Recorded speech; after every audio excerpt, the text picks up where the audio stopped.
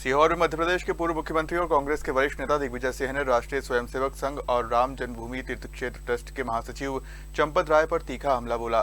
Media से बातचीत के दौरान उन्होंने आरएसएस के पंजीकरण, उसकी कार्यप्रणाली और फंडिंग पर गंभीर सवाल खड़े किए। दिग्विजय सिंह ने कहा कि देश में किसी भी समिति या संगठन के लिए पंजीकरण, सदस्यता और बैंक खाता होना अनिवार्य है, लेकिन आरएसएस का कोई आधिकारिक रजिस्ट्रेशन नहीं है। उन्होंने सवाल उठाया कि जब संगठन का पंजीकरण ही नहीं है तो इसमें एकत्र होने वाला पैसा कहां जाता है और इसकी उच्च स्तरीय जांच होनी चाहिए। आरएसएस प्रमुख मोहन भागवत के बयानों पर कटाक्ष करते हुए दिग्विजय सिंह ने कहा कि जब ये कहा जाता है कि हिंदू धर्म का कोई रजिस्ट्रेशन नहीं है तो यह तर्क देकर संगठन अपनी जवाबदेही से बचने की कोशिश करता है।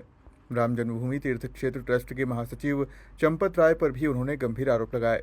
दिग्विजय सिंह ने कहा कि अयोध्या में ट्रस्ट के कार्यों में भ्रष्टाचार के आरोप लगते रहे हैं और चंपत राय इस पूरे मामले के प्रभारी हैं, जिन्हें उन्होंने सबसे भ्रष्ट व्यक्ति बताया। पूरे देश में हमारे नियम है, कानून है।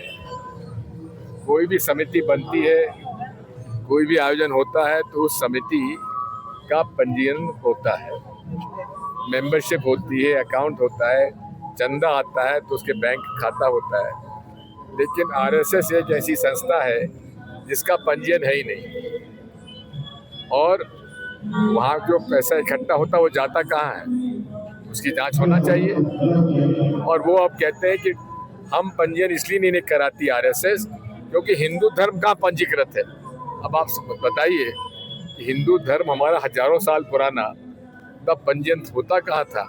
आज वो मांग करते हैं आरएसएस के प्रमुख मोहन भागवत जी कि हम इसलिए नहीं कराते क्योंकि हिंदू धर्म कहाँ पंजीकृत है। सर, ये अयोध्या का अड्डा बना हुआ है।